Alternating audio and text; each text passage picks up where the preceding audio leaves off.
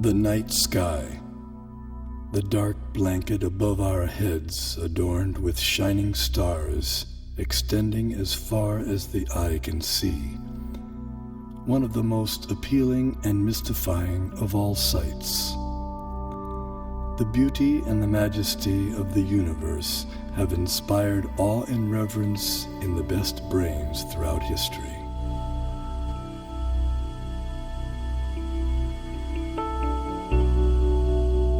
There is a perfect brain behind all the natural physical laws. This most beautiful system of the sun, planets and comets could only proceed from the counsel and dominion of a powerful and intelligent being.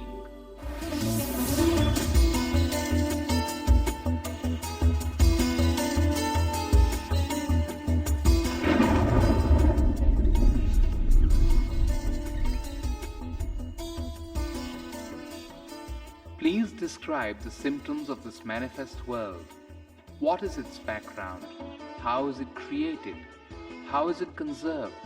And under whose control is all this being done? Many millennia ago, an advanced civilization revealed the mystery of the origin and nature of the cosmos. The term Vedic refers to the civilization of ancient India. Angkor Wat, the world's largest temple complex, with walls nearly 1/2 mile on each side, was built between 1112 and 1150 AD in Cambodia. Astronomy and Vedic cosmology are inseparably entwined at Angkor Wat. The central towers represent Mount Meru, the cosmic axial mountain. The 5 internested rectangular outer walls and moats indicate chains of mountains enclosing the world and the cosmic oceans beyond. Science Journal noted that Angkor Wat had encoded precise calendrical, historical, and cosmological themes into the architectural plan for the temple. As many as 18 astronomical alignments have been identified within its walls. Rarely in history has any culture given rise to a structure that so elaborately and expansively incorporates its concept of the cosmos. Similar integration of cosmology and architecture is seen in the massive Indonesian temple at Borobudur. The temple was laid out using the ancient method of Vastu Purusha Mandala. This square diagram harmonizes architecture with the annual movements of the celestial realm. The temple was constructed sometime around 775 AD.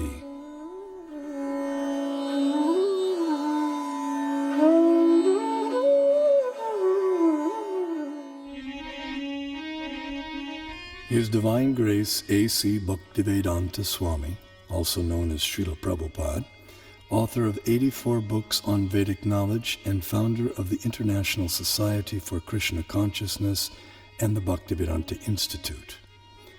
He desired to erect the world's largest planetarium depicting Vedic cosmology through modern technology. He hoped that this gigantic virtual 3D animated model would give the contemporary world access to the Vedic cosmos.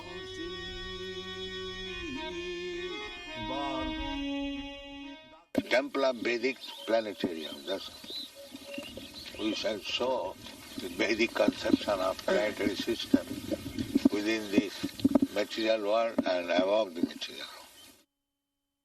Vishwanandana Swami, a prominent scholar of Vedic cosmology in the line of Sripad Madhvacharya, feels that the planetarium will expand the horizons of modern cosmological knowledge.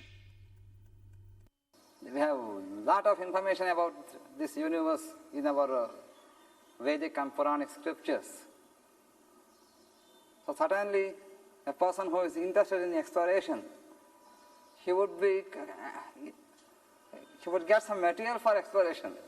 The planetarium had many different exhibits, so you wanted some exhibits that would create this doubt in science that they don't have the proper explanation, and that the Bhagavatam has a better explanation. In the temple, and that, it would show the Vedic cosmology. And I think later on, he said that even if the scientists don't accept it, we don't care. We just show what's in the Bhagavatam. We don't care whether people accept it or not, but we should just show it. In a letter to Bhakti Swarup Damodar Swami, Srila Prabhupada delineated 4 phenomena to be explained in the planetarium. Explain the passing seasons, the eclipses and the phases of the moon, and the passing of day, night, etc. Then it will be a very powerful propaganda. The literature of that period contains a wealth of cosmological knowledge encoded in Sanskrit, arguably the world's oldest language. This knowledge has the potential to enrich our understanding of the cosmos we live in.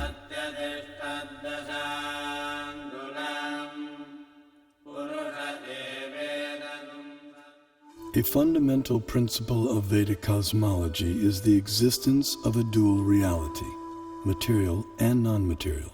Here we see the non-material sky filled with innumerable planets of permanent stature. Among these, the topmost planet, Goloka, is shaped like a lotus flower, and it is here that the super-intelligent designer of the cosmos, Sri Krishna, resides with his associates. Although knowledge of the non-material realm remains beyond ordinary perception, the Vedic knowledge of the material cosmos has been recognized as extraordinary by many eminent Western thinkers.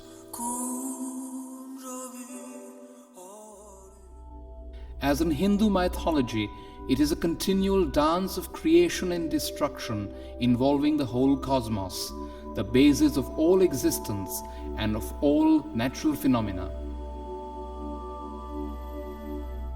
Long before it became a scientific aspiration to estimate the age of the earth, many elaborate systems of the world chronology had been devised by the sages of antiquity. The most remarkable of these occult timescales is that of the ancient Hindus. Indian cosmologists, the first to estimate the age of the earth at more than 4 billion years, they came closest to the modern ideas of atomism, quantum physics. To the philosophers of India, however, relativity is no new discovery, just as the concept of light years is no matter for astonishment to people used to thinking of time in millions of kalpas. A kalpa is about 4,320,000 years.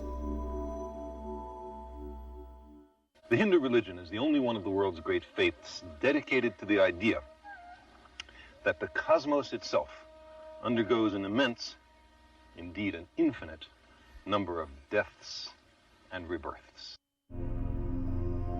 Thus, the Vedic literatures answer the question whether the cosmos always existed or it had a beginning. The temporal arena of repeated universal creations and destructions exists in a corner of the non-material sky.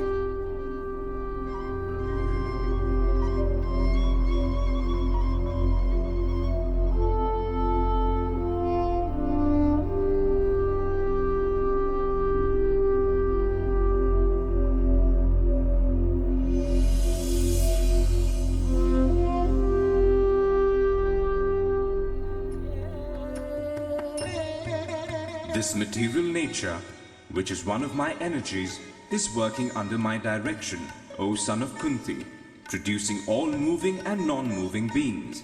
Under its rule, this manifestation is created and annihilated again and again. The only religion in which the timescales correspond, no doubt by accident, to those of modern scientific cosmology.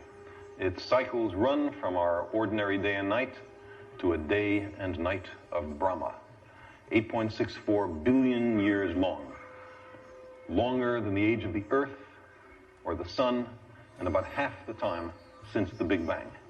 And there are much longer time scales still. The material universe works on the principle of relative time.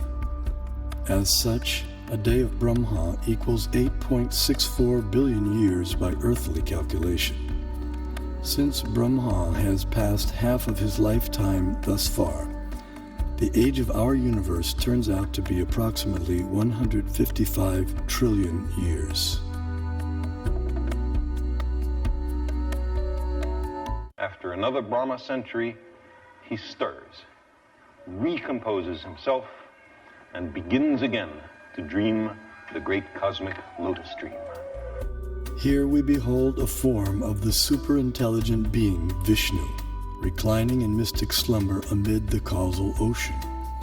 When he exhales, millions of universes issue from his body and expand, until he inhales when all the universes return within him. The universe is a sphere encased by successive coverings of the elements earth, water, fire, air, ether, intelligence, and ego. As a coconut has its hard outer shell and inner liquid, so the universe has its outer coverings and an inner space half filled with ocean water. On that ocean, another Vishnu expansion reclined on a serpent bed while being massaged by his consort Lakshmi.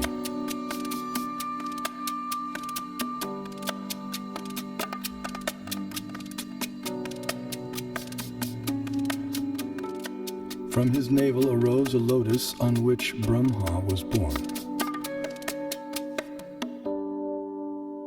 Initially, the universe was pitch dark and Brahma engaged in meditation. Then he was empowered to create the universe.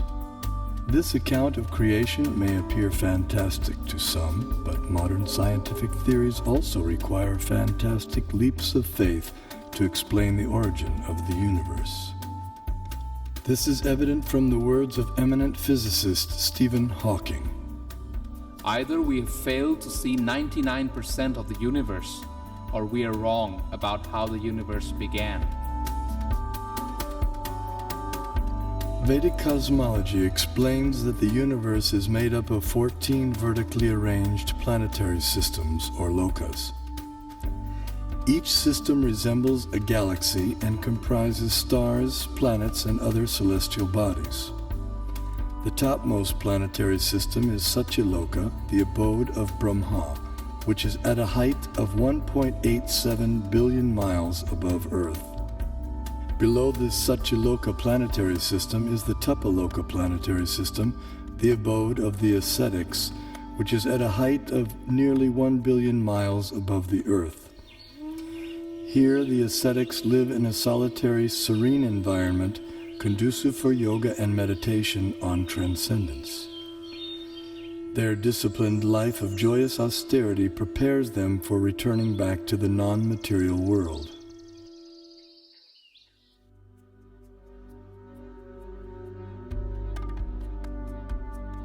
As we move down from Tapaloka, we pass through Maharloka and Janaloka until we reach the Svargaloka planetary system, also known as heaven.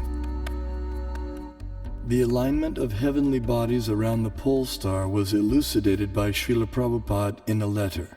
We can see that at night, the whole planetary system is turning around. And the pole star being the pivot. Its planet has its orbit fixed, but the sun is moving up and down, north and south. It is not that we shall accept the theory that the sun is fixed and others are all going around the sun. That is not correct. In talks with leading disciples, Srila Prabhupada compared the revolution of planets and stars to a spectacular rotating chandelier. It's like this chandelier, and so the whole thing is moving. Then he developed this idea of the temple of the Vedic planetarium, and how he'd always go like this, dome, dome. He'd hold his hand like that, and he'd say, and then from the center of the dome, a chandelier, which shows the planets according to the Vedic version. Some spectacular kind of chandelier. This planetary system is rotating from east to west, and it is hanging like the chandelier, taking shelter of the pole star. That we can see every night. That the pole star or the North Star remains fixed and does not orbit in the sky is well known to astronomers and sailors alike. Less known is the fact that the pole star rotates powerfully on its own axis. The ancient Vedic text called Matsya Purana explains, "The planets and stars are all attached to the pole star by invisible astral cords of wind called pravaha. The revolution of the pole star causes the orbital motion of other planets and stars." Through meditation, yogic astronomers visualize the planets and stars as different parts of the body of Shishumar, the transcendental dolphin. The pole star, the topmost of the heavenly planets, is like the capital of the middle universe. Here, the third form of Vishnu resides on an ocean of milk. In times of universal disturbances, the demigods headed by Brahma come here to appeal for help. The pole star is also the abode of Dhruva, a pure and exalted devotee of the Lord.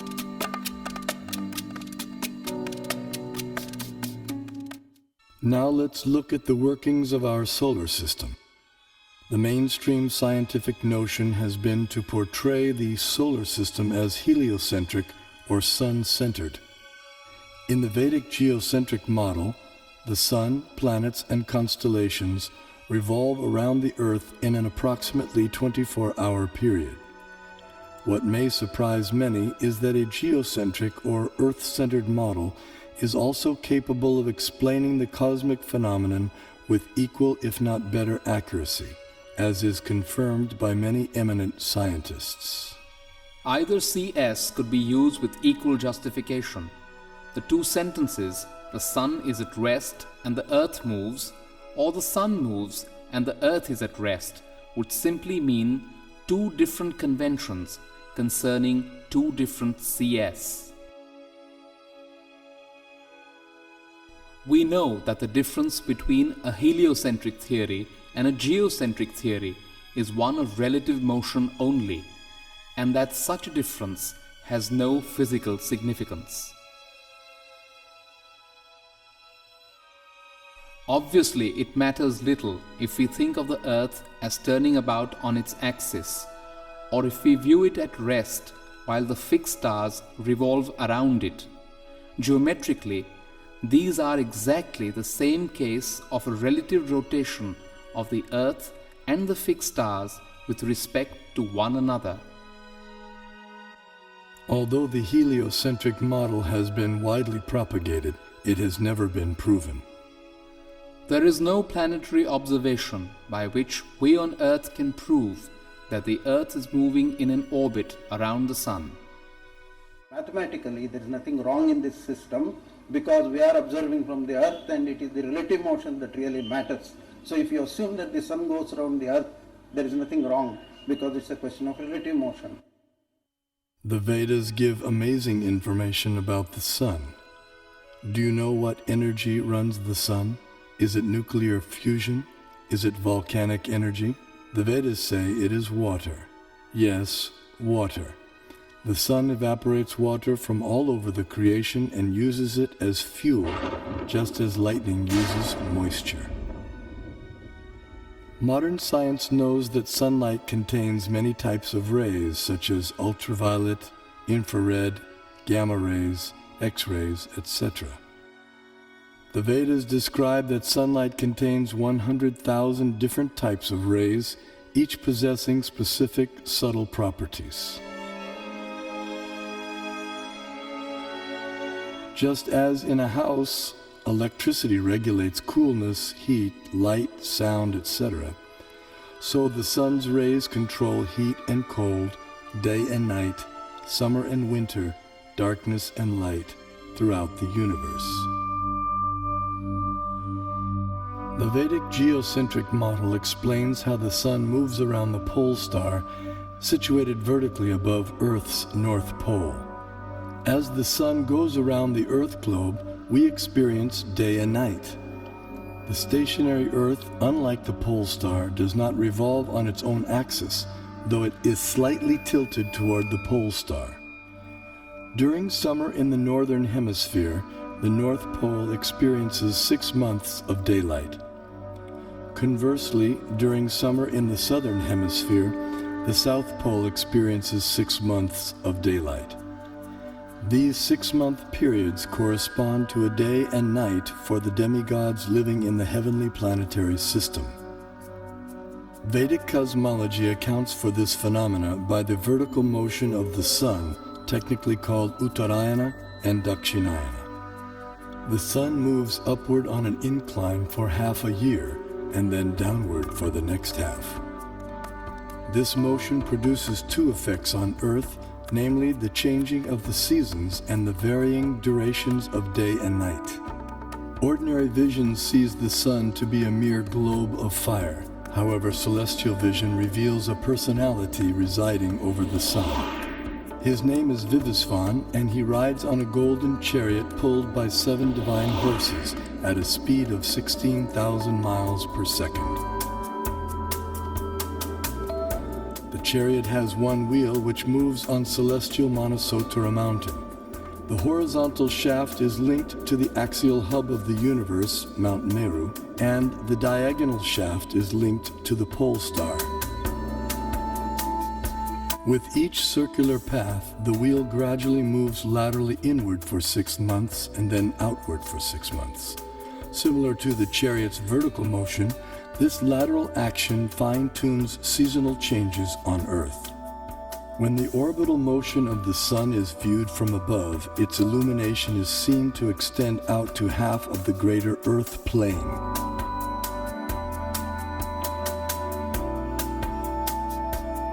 During its orbit, the sun passes over the 4 cities situated in the 4 cardinal directions. The city over which the sun is passing experiences noon, and the city in the opposite direction experiences midnight.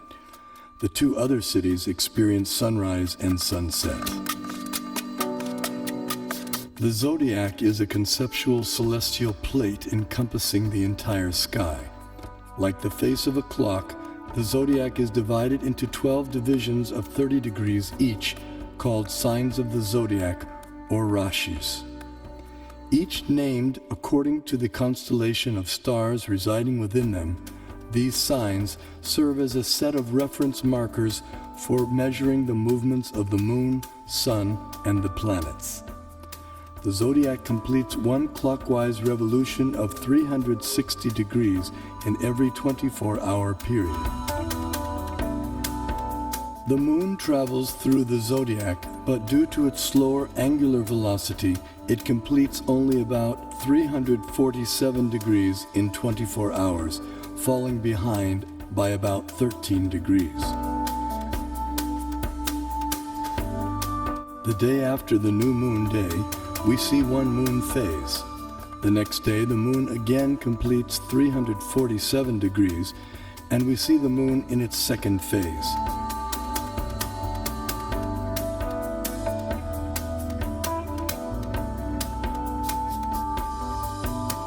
In this way, the moon appears to travel in the opposite direction through the zodiac. This is also called retrograde motion. Thus, the phases of the moon increase each day for 15 days until the full moon. Then the moon's phases decrease gradually by 1 phase each day until the dark moon night. The Srimad Bhagavatam describes the vertical positions of the planetary orbits. First above the Earth plane is the Sun at a height of 0.8 million miles. Next higher comes the Moon at 1.6 million miles, followed by the Nakshatras, 28 stars, at twice the height, then Venus, Mercury, Mars, Jupiter, Saturn, Saptarishi constellation, and then finally the pole star at a height of 30.4 million miles. Although the Sun is 0.8 million miles above the Earth plane, its horizontal distance from the Earth is much greater. Although varying with the seasons, the mean Earth-Sun distance works out to be approximately 100 million miles. 80,000 miles below the Sun is a dark or invisible planet named Rahu. When this planet comes between Earth and the Sun on the new moon day, or Amavasya, while the moon is in the same conjunction or straight line, a solar eclipse takes place. The eclipse is full for those on Earth who are situated in line with the conjunction, while others may see it partially. Similarly, when Rahu comes between the Earth and the Moon on the full moon day, or Purnima, while the Sun is in the same conjunction, a lunar eclipse takes place. This is seen by anyone on Earth who can see the Moon. The eclipse is either full or partial depending on the movement of Rahu. At least 5,000 years ago, the Vedas were able to predict eclipses precisely. This science is still used today with the same extraordinary accuracy.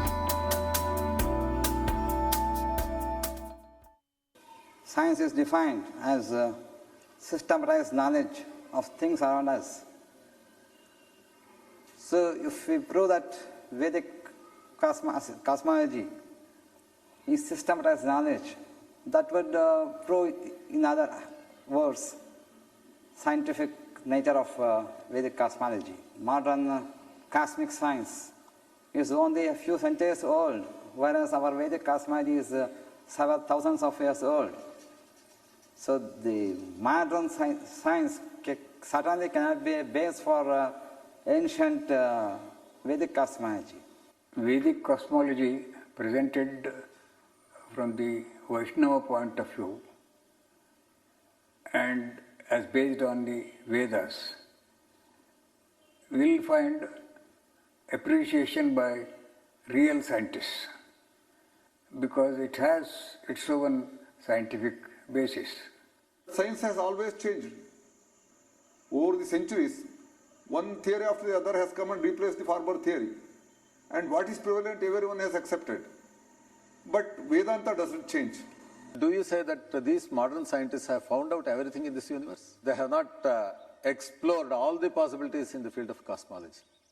Only they have explored to some extent. They have seen through this Nalika Yantra or the telescopes and microscopes, etc., which are having their own limitations. And people getting the information through limited devices, can they say they know everything? I don't agree with this particular point at all. Kepler put Sun at a distance of 30 million miles from Earth, but the modern scientists placed the same Earth at a distance of 93 million miles. In 1930, Pluto came into existence. 2006, it vanished. To realize the vision of the Vedic planetarium, Srila Prabhupada wanted a diagram depicting the structure of the universe. To this end, he engaged devotees and artists in drawing maps according to Srimad Bhagavatam. Those three, and I was doing maps. We had some big pieces of paper, and then after this, I was there for discussions, and I would take some notes, and then try to make these maps. They were present sometimes while I was making the maps. Other times, I would make the maps on my own. And I only think there were about 3 or 4 maps of Bhumandala. But so I made this one big map. One of the maps was the concentric overview of Bhumandala. Simultaneously, Srila Prabhupada sent out leading students to find a competent Vedic astronomer. After extensive searching throughout India, finally on April 30th, 1977, a reputed South Indian pundit was brought to Bombay, India to meet Srila Prabhupada.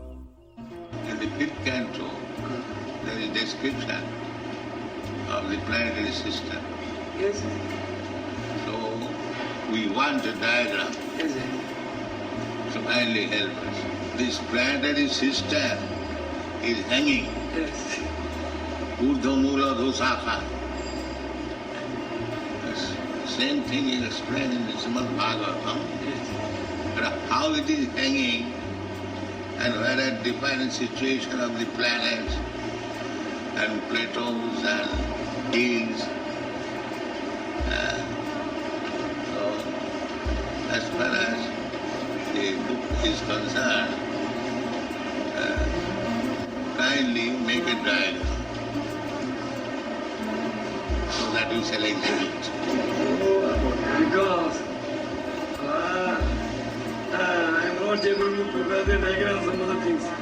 And during that summer of 77, Prabhupada had a lot of meetings with him and Tamal Krishna Maharaj to discuss how to do this Vedic planetarium.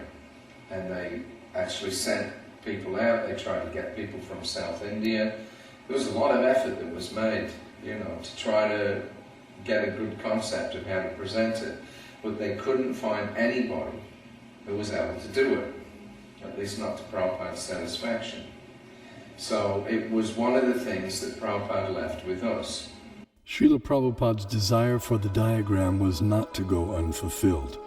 That elusive map was discovered by Srila Prabhupada's disciples at the holy village of Melakote, some 50 kilometers north of Mysore, Karnataka in India. This diagram accurately depicted the entire cosmology of Srimad Bhagavatam in an ingenious yet simple rendering. The person through whom it was revealed to the world was the 19th century scholar saint Tiruvenkata Ramanuja G.R. Swami. Born in Sri Perumbudur, Tamil Nadu, Tiruvenkata Swami went on to become an acharya or spiritual leader in the preceptorial line known as the Sri Sampradaya.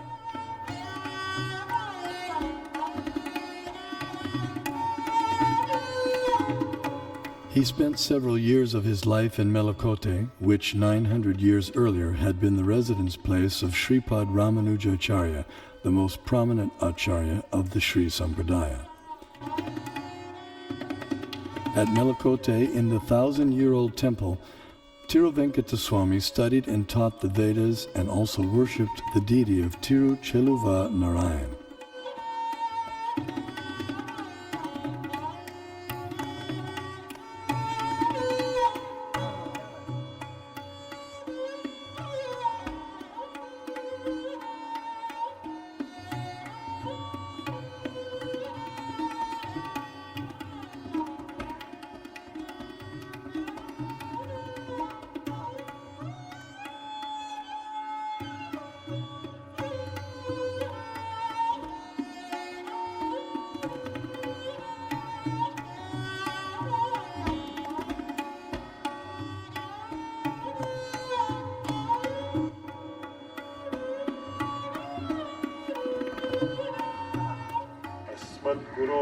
भगवतोऽस्य दयैकसिन्धोः रामानुजस्य चरणौ शरणं प्रपद्ये.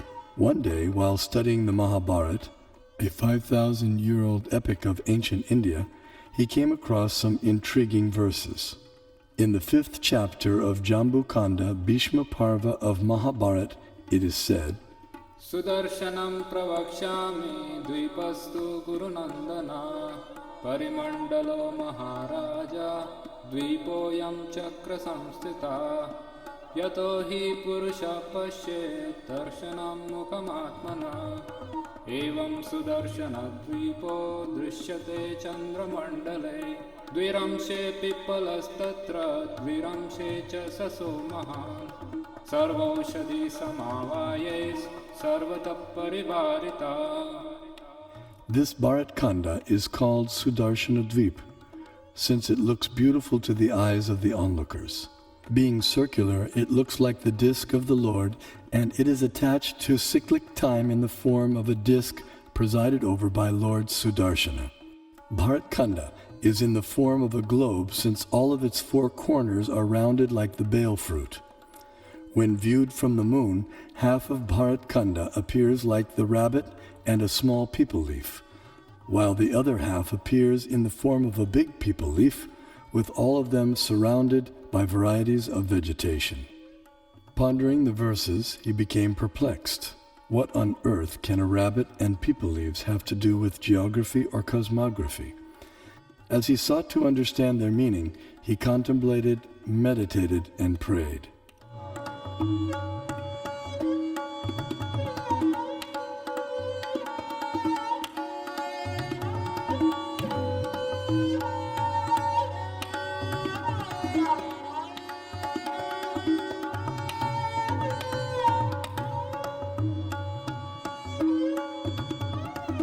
Finally, by divine inspiration, He sketched a drawing of the rabbit and the people leaves, but still remained mystified about their connection with the Earth's geography.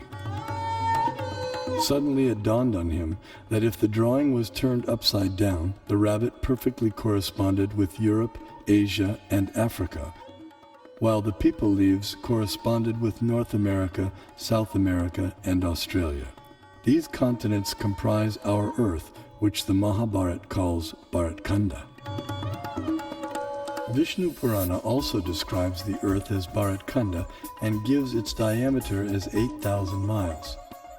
The Earth is also referred to by the name Bharatkanda in the invocation Sankalpa mantra chanted by Brahmana priests since time immemorial up until the present day. Jambudvipe Bharatavarshe Bharatakande Meroho Dakshine Pash. Vedic cosmology gives descriptions of the entire cosmos, including its subtle features.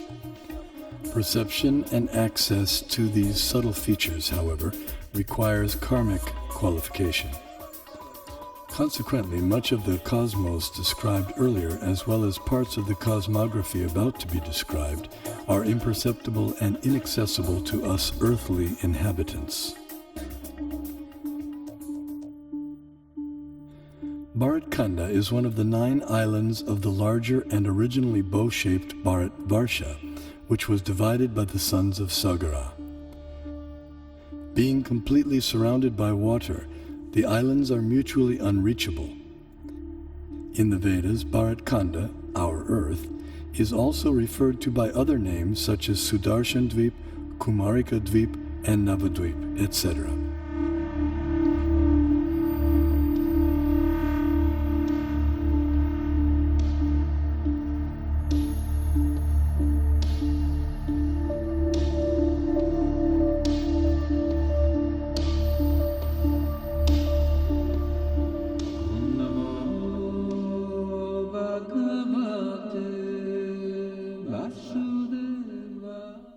Bharatvarsha, the famous mountains known as the Himalayas are tall and immovable.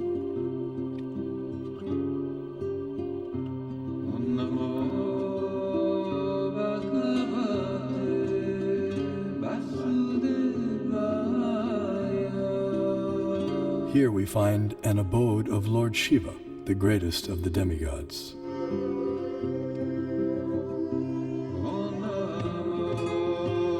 In the center of Jambudvip stands the most extraordinary divine golden mountain called Meru. Meru is shaped like an inverted cone, and it is the sporting place for the demigods. Around Meru are many supporting mountains called Kesara. Jambudvipa is 0.8 million miles in diameter and is surrounded by the saltwater ocean of the same width. On top of Mount Meru is a resort of Brahma called Manavati. The famous celestial river Ganges descends to the center of Manavati and then flows out into 4 directions. Surrounding Manavati in the 8 directions are the resort cities of the chief demigods. One of these cities is Amaravati, the resort of Indra, king of heaven. King Indra lives here in majestic opulence, attended to by musicians, dancers, and reciters. This is what you call as Brahmasarana, the place of the palace. Knowledge of Meru and the cosmography of the greater earth has been preserved and taught carefully by learned scholars in the preceptorial line known as the Madhva Sampradaya.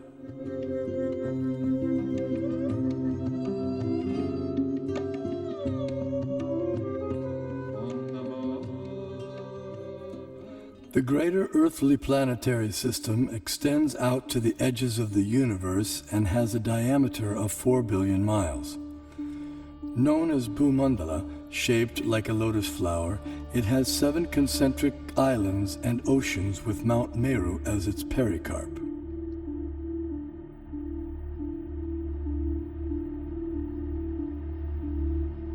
The 7 oceans respectively contain salt water, sugarcane juice, liquor, clarified butter, milk, emulsified yogurt, and sweet drinking water. Sometimes Vedic cosmology is misconstrued as portraying the earth to be a flat disk. This flat earth misconception arises partly due to our inability to understand Vedic nomenclature. A single object may be referred to by several names, and a single name may refer to several objects. For example, the term earth may be used to describe at least 6 different aspects of cosmology. The earth we live on is indeed a globe, as explained by the Sanskrit word parimandale, meaning spherical, used in the Mahabharata text. The flat disk refers to the greater earthly planetary system of Bhumandala. 4 elephants of inestimable size are placed at the 4 directions for balancing the greater earth.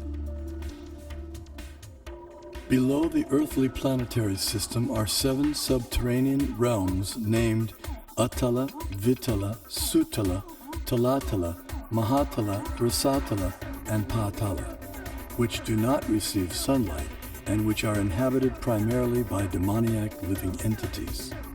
To reach the first one must go 80,000 miles downward through underground tunnels.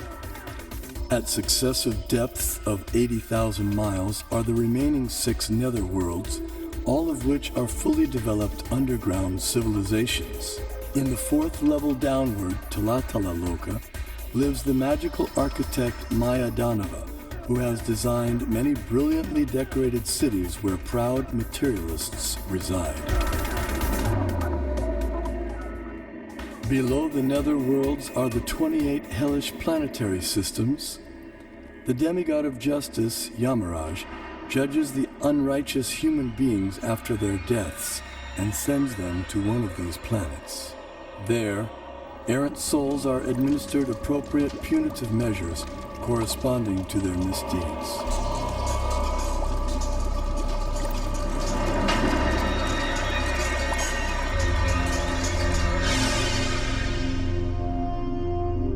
The earthly and subterranean planetary systems rest upon one of the hoods of the gigantic divine serpent, Shesha. Shesha in turn is held up by the colossal transcendental tortoise, Kurma. And Kurma resides in the ocean that fills half the universe.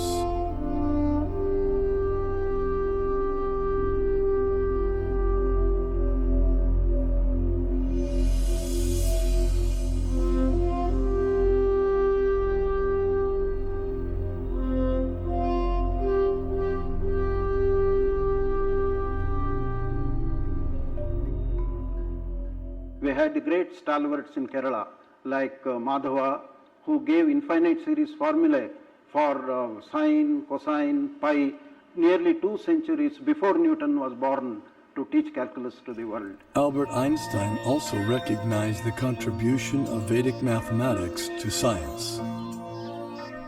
We owe a lot to the Indians who taught us how to count, without which no worthwhile discovery could have been made. Vedic cosmological knowledge is revealed in 2 primary texts, namely the Puranas and the Jyotisha. Among the Jyotisha texts, the Surya Siddhanta is prominent and gives precise mathematical formulae for calculating planetary motions. The Surya Siddhanta contains extraordinary astronomical calculations which predate modern science itself.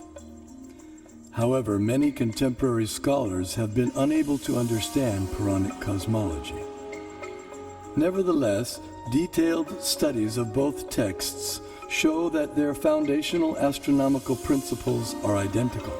For instance, both calculate atomic time as the time it takes for the sun to pass over an atom. Similarly, both texts calculate the frequency of planetary revolutions in terms of their retrograde motion with respect to the zodiac. Furthermore, the apparent contradictions between the 2 texts are resolved by using the formula for converting the actual distances recorded in the Puranas into angular velocity stated in the Jyotisha. This Surya Siddhanta, originally spoken ages ago by Surya, the sun god, was translated and commented upon in the 20th century by the brilliant astronomer named Bimala Prasad Siddhanta Saraswati. The Vedic thought should be preserved. If you are not able to interpret, someone will interpret at a later stage. After a millennium, let someone come and interpret. We have to preserve that. The Vedic thought, Vedic knowledge has to flow from generation to generation. I feel that there should be a planetarium strictly according to Vedic cosmology, and once the planetarium is constructed, probably at least we will give a chance to those people to comment upon it and to discard it or to accept it, etc. Vedic planetarium apparently appears to be different from the ideas of the modern scientists. But what is more important is whether Vedic planetarium idea by itself is scientific. If it is scientific, the modern scientists will have to revise their ideas about their own planetarium. That is, planetary is required on all these things. Give you a vast knowledge of the universe and so on for so many people. So you are the one, not only the person to enjoy, you will allow all others to know about it. So that is really a commendable work and has to be done. If you construct a planetarium, according to our Bhagavatam, so a Westerner who is wise and who is after discovery, certainly he will be interested in this. There is a famous proverb, one figure is worth 1,000 words. I think I can extend this proverb. One model is worth 1,000 figures. Even if you put a number of figures, you will not get the correct picture. So if you consider a three-dimensional model, then certainly you can perceive things better. Albert Brush Ford, the great-grandson of automobile magnate Henry Ford, speaks about how he became involved with the Vedic planetarium. I was in Detroit in 1976. We had purchased the Bhaktivedanta Cultural Center and had spent a year getting it fixed up, and Prabhupada came for a visit. And so it was his first visit there, and he was entertaining some guests up in his room at the Cultural Center. And he was explaining to them about the Vedic planetarium. And so after he talked to them for a while, he turned to me and he said, so how do you like this idea about the Vedic planetarium? And I said, that's a very nice idea, Srila Prabhupada, because it sounded like a very interesting idea. And so he said, kind of half jokingly, okay, you can help finance. And then we all laughed, myself and some of the other devotees had a good laugh. But just at that moment, someone took a picture. So I had, at home, I have that picture sitting on my desk. So at that moment, Prabhupada planted the seed that I should be involved in helping to finance the Temple of Vedic Planetarium. So 30 years later, here I am.